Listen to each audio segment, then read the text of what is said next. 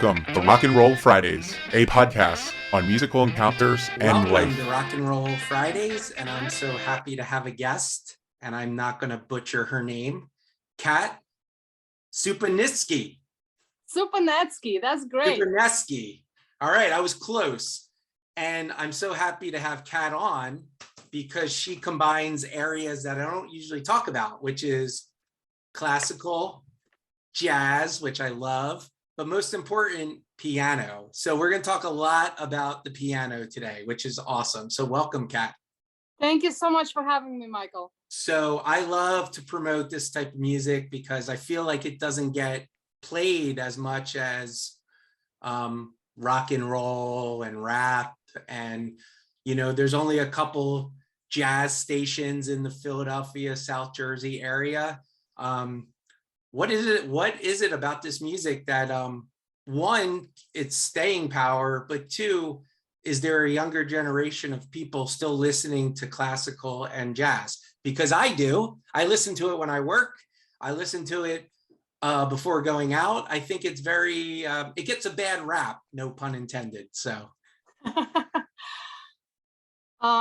Yeah, I think this music is here to stay because it's first of all, it's beautiful, it's melodic, there's a lot of depth to it, and I think people are drawn to hearing something that evokes emotions and feelings, and classical and jazz, especially when it's combined into one style, which is what I like to do as a composer. I think it for the right audience, if you're in the right state of mind, it can really penetrate to the depths of your feelings, and I think that's what makes it special. And also, I think the style of music nowadays can be blended and combined with other genres. Right now, it's all about fusion and blending different genres. So, for example, I've been working with producers of electronic music, where they bring out the beats and maybe some house music beats or things like that, like from the electronic world, and then I will layer on top of it my piano melodies, and so we create this a completely new genre. Right. So I think it's a well of musical content that is rich with, you know, harmonically, melodically, it's sophisticated, it's complex, but also it's very deep and very emotional, and has a big range of what you can do with it and how you can use it. Right. And you said the words emotion, feeling, that's all music, right? That whether it's rap or rock and roll or country, if it doesn't evoke an emotion, if it doesn't evoke feeling, it's probably not music, right? That's absolutely right. Any type of music, any genre, if it can do that, then that's really what it's all about when it comes to music. And I want to talk about your background because I can tell by your accent you're from New Jersey like me. So you were born in Moldova. That's right. And how did you make your way to New York and Philadelphia and getting involved in playing in music from that country, your transition to America? Yeah, so I moved to the States about 20 years ago with my family. We immigrated to Portland, Oregon, actually. Oh, okay. Yeah, that's where I went to high school, and then I've played piano all my life, very seriously, and I started composing music at a very young age. So when it was time to decide what I'm gonna do for college, I applied, of course, to the best music schools, which are on the East Coast. So that's what brought me to New York and Philadelphia, ultimately.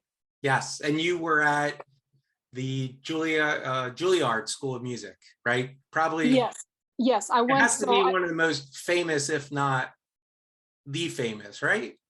I mean, yes, especially in pop culture, Juilliard is the most famous, but I would say that even another school that I went to was the Curtis Institute of Music, which is in Philadelphia, and that one is it's a smaller school, but it's even more exclusive. It's much harder to get into. So I was very fortunate to go really to the best schools. And also I did my undergrad at Manhattan School of Music in New York, which was also phenomenal. That's amazing.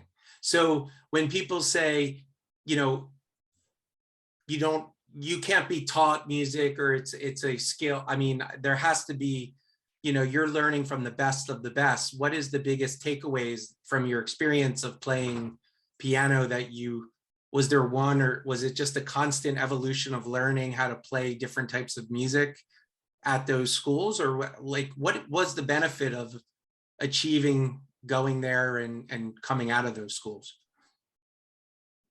Well, ever since I was a small child, I kind of instinctively knew that music was going to be my life. So I never thought that practicing piano, playing the piano, was just another activity that I did. Right. I always knew that somehow it will be what will define me as a person and who I'll become. So for me, it was kind of a natural process to go from one teacher, then to another, then getting into one school, then the next level to the other school, study with those teachers, get experience. Well, so I went to school for composition. So I'm a pianist and a composer. So I studied composition at all those schools. And the best thing is working with other musicians who are actually interpreting your music. So learning how to write for every instrument in the orchestra, writing how to write for orchestra, for different chamber ensembles, because I studied primarily classical composition.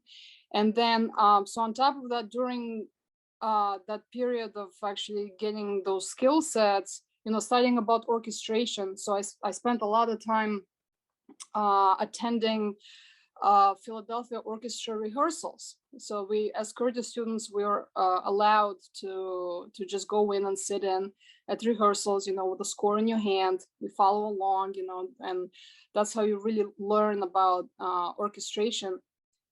And then those schools, they provided the opportunities to work on your craft, get your music performed, get commissions, actually get paid for your music. So back in the day, even while at school, I was already getting commissions by various chamber ensembles and like festivals and things like that. So it's kind of, it's a world in itself. So I wasn't really thinking about step. Is just kind of one thing led to another. Right. And it kind of what defined me and my life and what I do. So I want to keep doing it. And you're passing it down by teaching also, right? Yes, yes. The most important thing about my teaching, so I'm a piano teacher, I have a lot of piano students, is that my passion and love for music, that's what I want to bestow on them, because only then the student will have even the desire to practice, because it's very hard. It takes a lot of energy, it takes a lot of mental focus. Sometimes it can be very boring to practice one passage, but if you're driven by the desire, the love for music, then, and you have a little bit of an inclination, a little bit, and almost everybody has a little bit of a musical ear and sound. Like anyone can learn how to play piano, but it's right. That enthusiasm, like that spark that needs to be there, because it's a marathon. It's not a sprint. It's a very slow growth. You have to be patient, and then students, they develop really good life skills and mental skills as well. Right. So by figuring out a tough passage or learn, like achieving a song or a composition. Yes, exactly.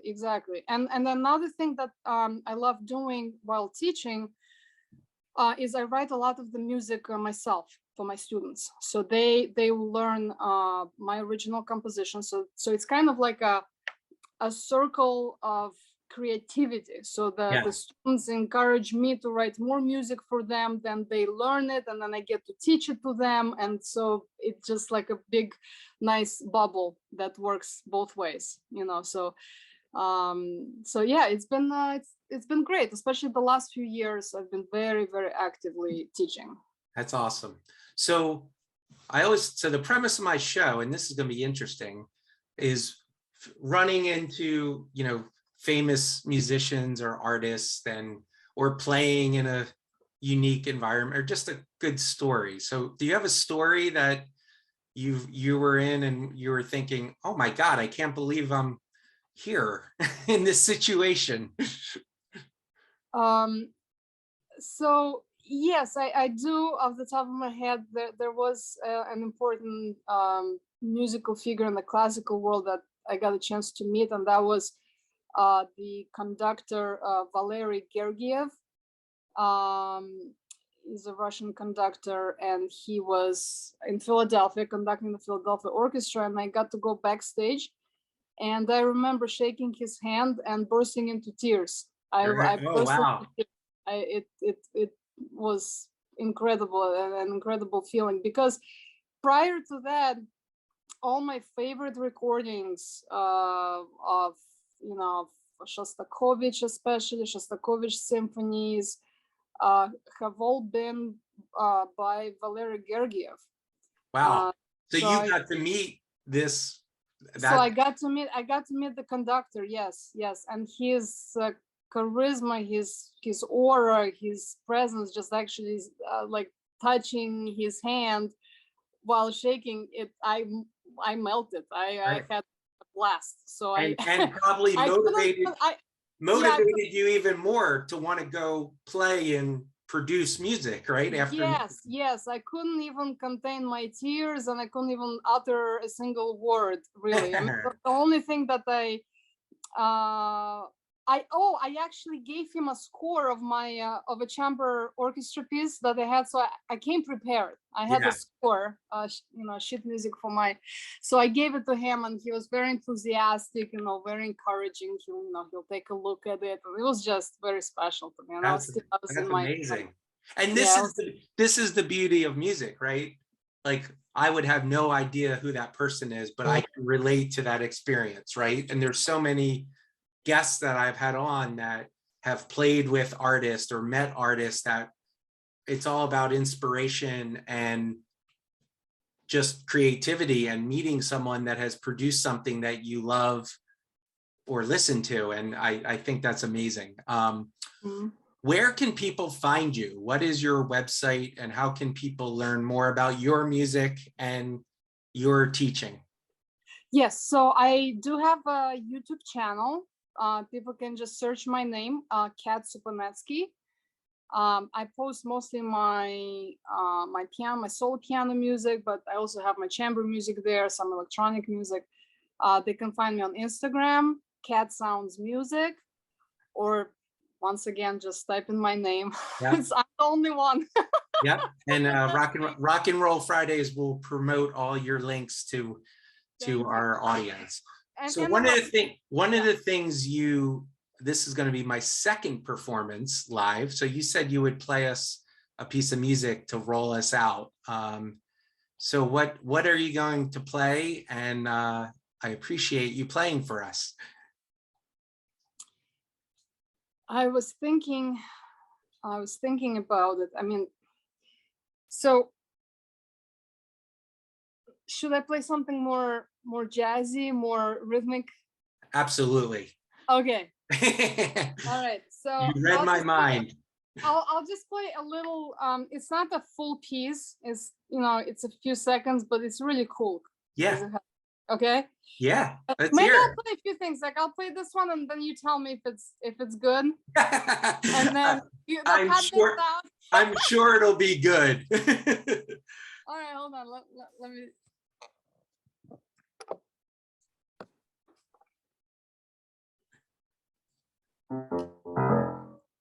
Can you hear it? Yeah. All right.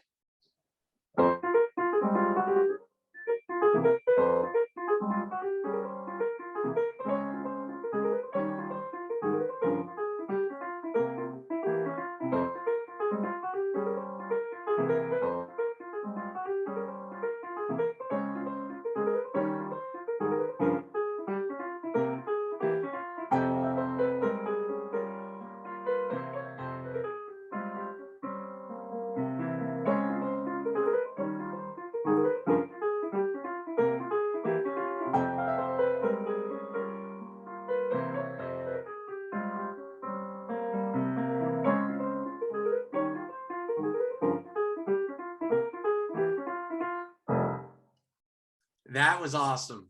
How about that? You could tell that the like you were saying, the combination of classical and jazz sound. Yeah, That's it's a what little mixed. It's a little mixed meter. It has a little bit of the blue. It uses a little bit of the blues scale, and yeah, That's what I want to listen to at a club with a nice bourbon in my hand. That sound. nice. Nice. Yeah.